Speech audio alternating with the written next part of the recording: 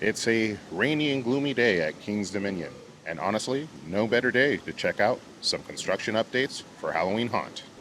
Welcome back to Eddytainment. My name's Eddie, and today we're back at King's Dominion to give you guys an update on all the haunt construction going on around the park. It's getting super... Hello? Spooky? Hello? Spooky? Hello? Spooky? It's getting super spooky in the park. A lot has actually gone up since the last time we were here. We did a Halloween Horror Nights trip. We were over at the opening of Howl-O-Scream at Busch Gardens, Williamsburg, and now we're back at King's Dominion. We're gonna make our way around the park, check out everything, and it looks like there's a lot to show. And today we're joined by our buddy. My name is Eddytainment. And as soon as we enter the park, take a look at the beautiful water features here at King's Dominion as well. We got some stuff up front. Typically there's like a drink cart here, and I think nothing over there, but we got these two little displays which look kind of creepy, and I wonder if we're gonna have characters, because it does seem like they have a platform. We also have like a little gazebo over there. These seem like repurposed items. This one right here I don't think I've seen in Haunt before. It looks very cool. Let's get a closer look at it. Yeah, I don't think I've seen this one before. The gazebo that we saw over by the funnel cake shop, that one I have seen, but this looks very cool. And the stage makes me believe that we're gonna have potentially a character here standing, maybe even like some lighting behind this window facade that'll make it even spookier. And the one on the other side is identical. Ooh, and check it out as we make our way through. This is definitely a repurposed prop from the center scare zone that is now a new scare zone, but check out all these like drapes and everything. Kind of like tethered sheets. Ooh, spooky. A lot has gone up, jeez. And the mystery of the entrance for Cornstalkers is over. It looks like right where it was last year. So I guess they're not too worried about the beer garden and the seating. They'll have to compromise this seating area because obviously the queue line is going to go through here.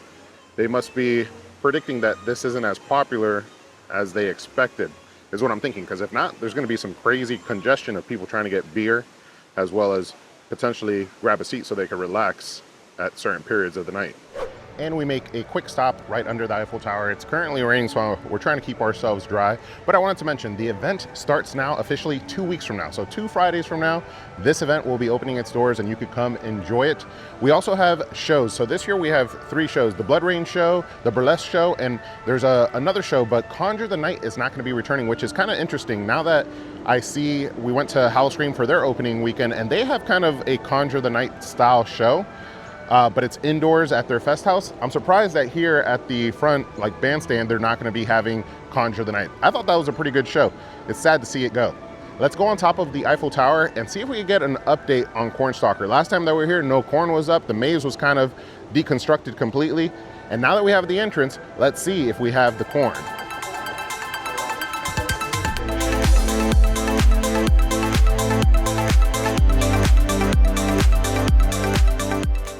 Wow, you see the fountain, Ollie? Does it look cool? Ollie? Are you just mesmerized?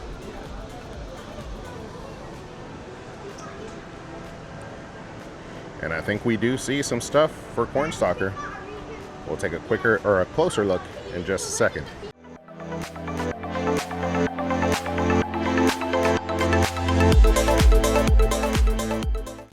Oh yeah, it's definitely taking shape. We got a lot of corn. Not as much corn as they need. It looks like there is a bunch of corn right there under the blue tarps covered up. So they still got more to put up. 2 weeks to get it all done. But the maze is definitely coming along. Last time we were here, it was basically just like metal rails. Nothing else, no theming. So with 2 weeks out, I think they have plenty of time to get this done. Also from our last construction update, all the props that were out there in the distance are now gone, so we should be able to see them throughout the park. All right, so this is where Uprising was, and earlier I said the props were the ones that were sprinkled around the entryway, and there was a new scare zone coming to the Uprising area, but I lied. Nothing is going over here. As you can see, no construction has started, but the new scare zone is going under the Eiffel Tower. It's a catacombs-based scare zone, which sounds super cool, but no construction for that has gone up just yet. And as we're pushing through what would be Uprising, I can't help but think, why did they defer from making a territory or a scare zone here? This seems like a really good area. I thought Uprising was pretty good, but let me know down in the comments, was Uprising not your favorite? Was it not doing well for you? I feel like the nights that I came, it definitely had some crowds walking through it.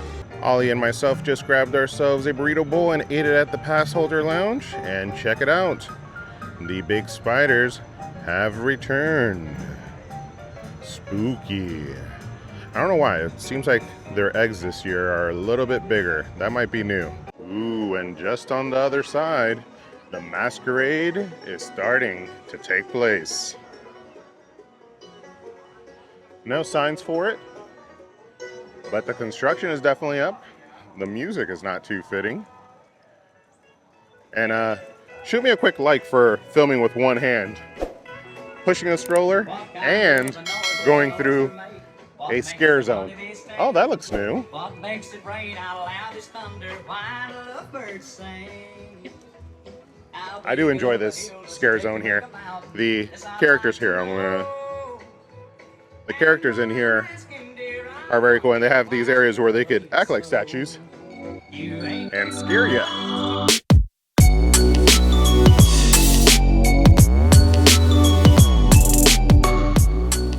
And as we continue our way, Grim Woods is also taking shape. That house doesn't ever come down. I've seen it all year round back there, but now the facade area is going up. All right, we're about to make our way through Pumpkin Eater, which is our favorite territory or scare zone here at Haunt. But just behind us is the King's Dominion Theater. And riddle me this, why is it that we haven't used it for a Haunt event? It's a great opportunity when it gets cold or when it's super humid outside to have an amazing indoor show. And I see other parks like Carowinds doing it in their theater, so why not King's Dominion? Why not? Let me know down in the comments. If you know if there's some logistical reason as to why they don't do it outside of financial, let me know.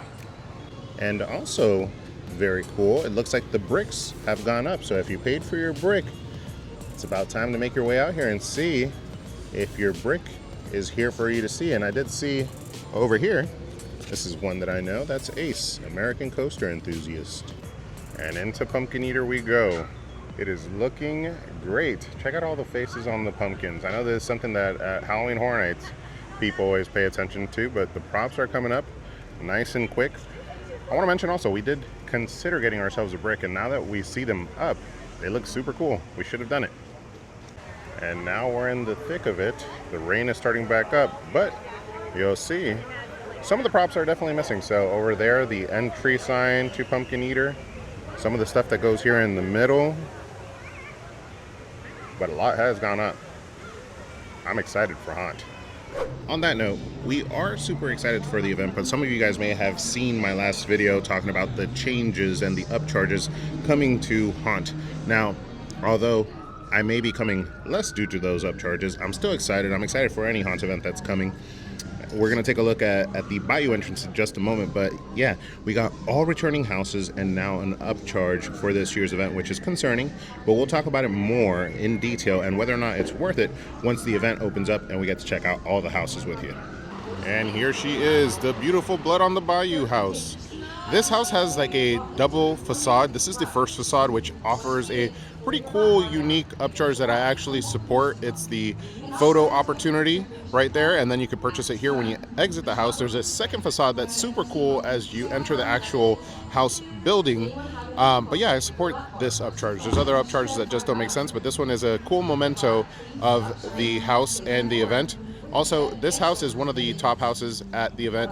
Since all the houses are returning, I could easily give you a list of the hype behind some of these houses and which are the best by the end of this video. So we'll make sure to add it at the end of the video.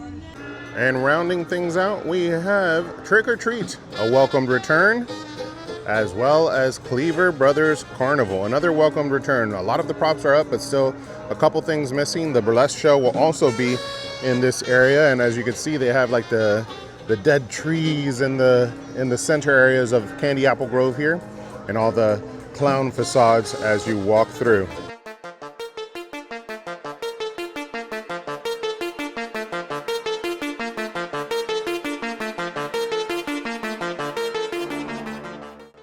And on that note, I think that we've done almost everything. And if we missed anything, that'll leave it for next week's video. I'm hoping to do another construction update video one more time before the event hits. But on that note, let's talk about our lineup and our hype list. We've gone through all these houses, so I could tell you how I feel about them. So can Ollie, right, Ollie? Yeah. He's never gone through any of the houses, but our favorite houses in a row, we're gonna start from the best to the worst. I would say close tie is going to be Blood on the Bayou, as well as Trick or Treat. A strong third is going to be Grim Woods. And then we have MonsterCon. Actually, no, I take that back. It'll be Cornstalker, then MonsterCon, and in last place, we'll have Fear. That being said, this year, some of these houses like Fear are being sponsored by Skittles and Snickers and other treats, so hopefully they get a new addition and a new influx of money that helps them be better than they were last year. But I guess we'll see once the event starts. We'll see whether or not it's worth it to pay that upcharge. We'll see whether or not these houses have changed any at all. But up till it starts, we won't know. We'll be back to check out, like I said, some more updates on the construction next week. It should be close to finalized. But up till then, guys, thank you so much for coming along on this construction update for Halloween Haunt here at King's Dominion. We will see you on the next one. But up till then, don't forget to ask yourself, have you been entertained?